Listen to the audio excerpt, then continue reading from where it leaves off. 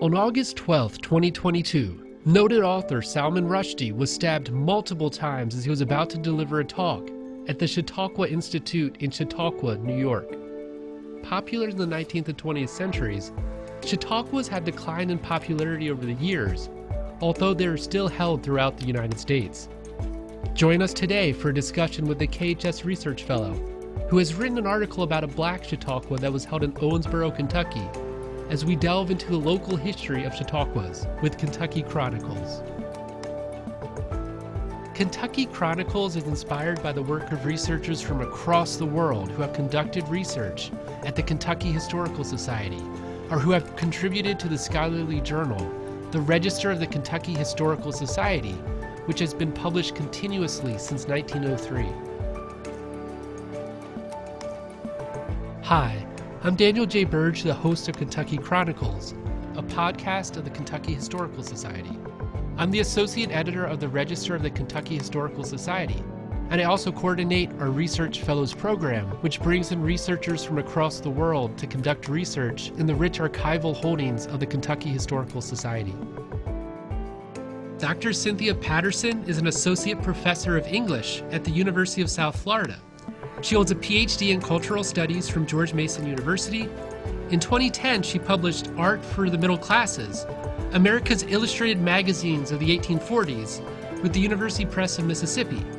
She has held many fellowships, including ones at the Library Company of Philadelphia and the American Antiquarian Society.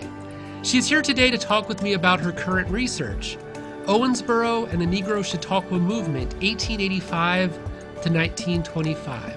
So welcome.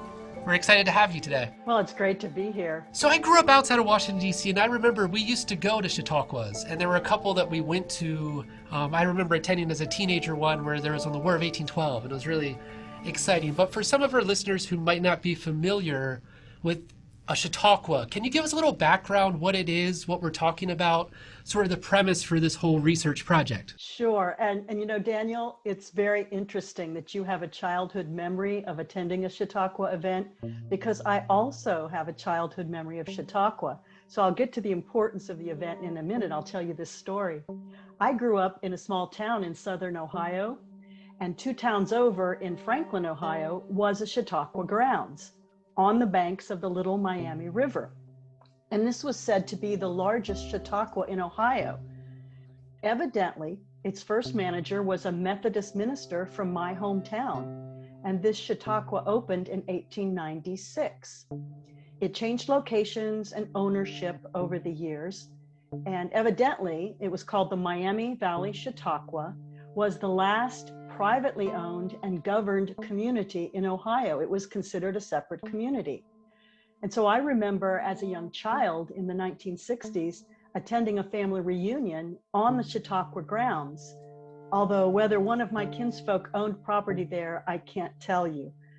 But to answer your question about why the Chautauqua was popular in the 19th century, the word Chautauqua evidently comes from an indigenous word meaning 2 moccasins tied together, which describes the shape of Chautauqua Lake in southwest New York, where the Chautauqua movement first took hold and where there's still a Chautauqua grounds and meetings today.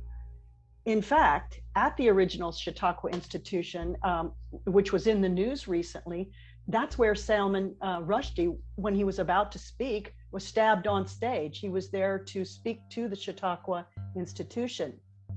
But to go back to the origins, the Chautauqua movement seems to have begun in the 1870s when a few men rented a Methodist camp meeting site to offer a summer learning session for Sunday school teachers.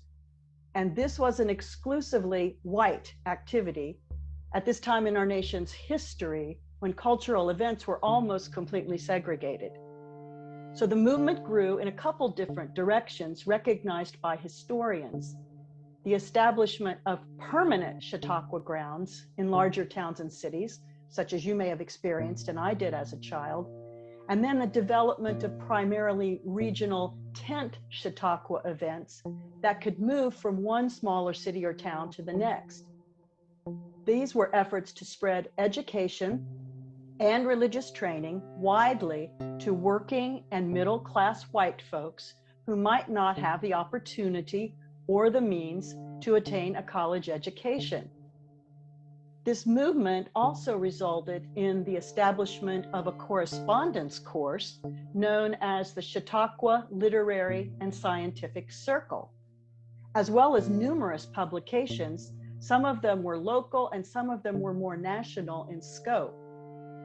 But what hasn't been generally recognized by scholars of the Chautauqua movement is the third direction of the Chautauqua, and that is what has been called the Negro Chautauqua movement in the periodical press of the era. And that's the era I'm studying, roughly 1884 to 1924. This movement among the African American population seems to have taken off about 10 years after the origination of the white Chautauqua movement. So that's a bit about the history and why it was popular in the 19th and early 20th century. No, I appreciate that, and especially sort of the background with the word, because it's a word I don't think many of us are familiar with, and with Rushdie being in the news lately, that's really interesting how that sort of all comes together, and it's something that at least we can sort of draw from that. I know you've probably been asked this a lot, but I think when we see a professor go from one book topic to a second book topic, there's sort of the challenges of that and figuring out what to do for the second project. I am curious, how did you get on this particular research topic, given that your first book, as I mentioned in the intro, is on periodicals in the 1840s? It seems to be sort of a different time period subject. What were the similarities, but what also sort of pulled you into this? So there were actually several different events that aligned to pique my interest in this movement. So initially, due to some hiring decisions at the University of South Florida, my academic home, I was asked to teach a graduate course in American literature, 1860 to 1912, a bit later than my original area of expertise, which, as you noted about my first book, was the 1840s and 1850s.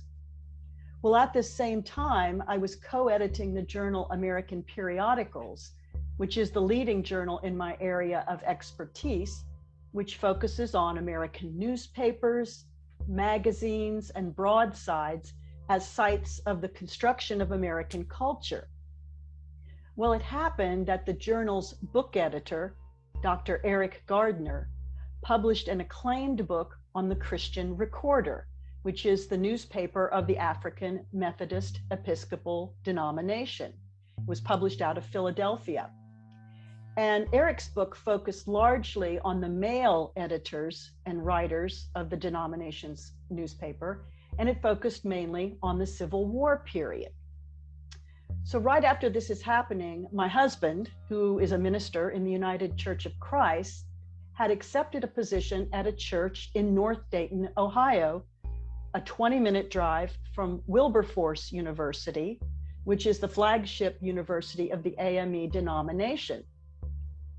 So I was so close, I decided to examine the denomination's quarterly publication, the AME Church Review. This began publication in 1884. And this periodical still has not been digitized beyond a few issues. And Wilberforce holds the only complete print run of the quarterly I'm aware of. So I wanted to see what the women church members were contributing to this publication. So it was a kind of an answer or a balance to Dr. Gardner's book. And it focused later on the progressive era, when women, both Black and white, were involved in reform movements of all kinds. So that research resulted in my recent book, under contract with the University Press of Mississippi. So while I was conducting research for that project at the Library Company of Philadelphia and the Historical Society of Pennsylvania in the summer of 2021, I came across the most interesting postcard. It was a photograph of a woman who preached for the AME denomination. Her name was the Reverend Lena Mason. And it was a photograph of her in front of a Chautauqua tent with handwritten notes indicating a tent event in Philadelphia held in August and September of 1908. And all the participants in the photo were Black. So I conducted research in online newspaper archives, and I found a flourishing Negro Chautauqua movement that, as far as I could tell, had not generated any interest from academic historians. So that's how my long roundabout way of getting to this project. No, but I think it's interesting because that's always a challenge, I think, of research is you find that first topic and then figuring out what the second topic or even a third project is going to be is so difficult. But when you find stuff like that, it's incredible sort of where it leads, which does lead into my next question, which I think is important for our listeners. Why Kentucky? Why is this so important for Kentucky? What is happening in Kentucky? And why were you drawn to Kentucky, given that you're teaching in Florida, you did a lot of research, and you sort of were led to this through Ohio. So why Kentucky? Well, that's a great question too, because when I first started this investigation, Kentucky was the major focus. I did not know that there were many other Negro Chautauqua events. Since then, to keep digging, I found that these events were held in over 48 discrete American towns and cities that I've discovered so far. But that said, the Owensboro, Kentucky event seems to have been one of the longest running, dating from 1907 to around 1929. And really, I owe thanks to the Owensboro Messenger Inquirer newspaper, because that has been digitized. And they covered the event quite a bit in that long-running history. So that was really interesting to have discovered that. Which does lead into another question, sort of based on the interest in Kentucky and finding these sources on Kentucky, specifically coming to the Kentucky Historical Society. What were you able to find in our collections? I know when you're here, for those of you who don't know, fellows give a fellow talks. They sort of talk about what they found and what they're looking for as fellows here. Was there a document or something that sort of gave you an aha moment? Or was there anything that you took away from your time on fellowship that sort of helped as you continue to strengthen this piece of research? I came to Kentucky Historical Society trying to match the names of Owensboro Chautauqua organizers, which were covered in the newspaper, and their guest speakers, possibly to photographs and additional biographical information. And I came focusing primarily on Kentucky's African Methodist Episcopal historical materials. And that's because of something I learned while working on this new book.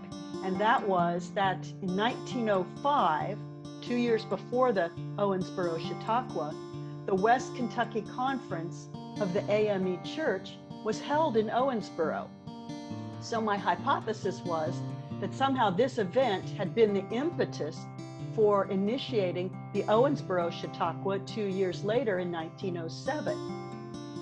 But I also knew that two of Owensboro's Black churches contributed most of the manpower for the initial Chautauqua event, and that was St. Paul's AME Church and the 4th Street Baptist Church. Now, unfortunately, I found very little from AME Church sources to confirm my hypothesis. However, my aha moment, and we all have those, and thank goodness that we do, came when I expanded my search to include a volume titled Golden Jubilee of the General Association of Colored Baptists in Kentucky. And in this volume, I found photographs and biographical sketches for some of the prominent Black Baptists of Kentucky who had contributed their time and talents to make the Owensboro Chautauqua so successful for many years. And one of the nicest follow-up opportunities offered by my KHS fellowship, and I want to put a real plug in for this, was an invitation to be added to the email list for future fellowship recipient talks and for the monthly First Friday talks. I'll just give one example. Recently, at a First Friday talk, and it was featuring Dr. Alliston Turley's new book, The Gospel of Freedom, Black Evangelicals in the Underground Railroad, I learned that one of the Underground Railroad routes ran through Davis County, likely through Owensboro, due to its strategic location on the Ohio River. So it seems pretty clear that Owensboro has been a hotbed of Black education and Black activism through much of its history. We appreciate the plug. Always trying to sell the fellowship program. But also, I think it's really good because so often we're trying to bring in a mix of different fellows, some who have done books before, some who are working on the first book, some who are working on a second or a third book. It's so difficult. It's such a long process. Oftentimes when you're here, it takes a long time to develop the ideas and pull them together. And so it's kind of nice to hear, okay, these are the steps. This is what you're doing. This is the second project. But this leads to my final question. What is the larger plan for this project? Is this part of a book? Is this more of a side article that you're working on? What's sort of the larger goal for what you found specifically on Kentucky? I came away from the previous fellowship with 5 side projects from the book. And then I started working on fellowships to support those side projects. But beyond that, there has been an expression of interest in a larger book project by the University Press of Kentucky. So I'm looking to expand this project to an edited collection, but I will need collaborators because I just don't have enough time to mine the archives in the 48 various towns and cities that also hosted these other Negro Chautauqua events in this era. So I'm hoping this will help spread the word, and certainly you can help spread the word and ask folks to contact me if they'd like to work on a larger book project. That'd be fantastic. And those edited collections, when you get those together and you can get a group of people working on a similar topic, when they come together, they really do help. We're also thankful that you have so much to work on and so many projects sort of coming out of this. Yeah. So with that being said, I am going to wrap this up. Thank you, Dr. Cynthia Patterson, an Associate Professor of English at the University of South Florida, for joining us today. We appreciated hearing about your many, many projects underway, but especially how it relates to Kentucky and how you use the fellowship program here at the Kentucky Historical Society. Great, thank you.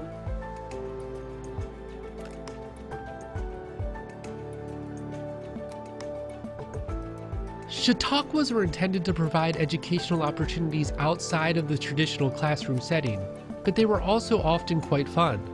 We hope that you have found our discussion of Chautauquas to be both informative and enjoyable. If you are interested in learning more about this history, we encourage you to check out Dr. Patterson's article, Owensboro and the Negro Chautauqua Movement, 1885 to 1925, which is available on Project Muse. This brings another episode to a close. I would like to thank our guest, Dr. Cynthia Patterson, for talking with me today. Kentucky Chronicles is presented by the Kentucky Historical Society with support from the Kentucky Historical Society Foundation. Our show is recorded and edited by Gregory Hardison. Thanks to Dr. Stephanie Lang for her support and guidance. Our theme music is used courtesy of Pixabay. To learn more about our publication, the Register of the Kentucky Historical Society, or to learn more about our Research Fellows program, please visit our website, history.ky.gov. If you have enjoyed our podcast, please subscribe. It really helps us to know how we are doing. You can also help us build a following by telling your friends to subscribe.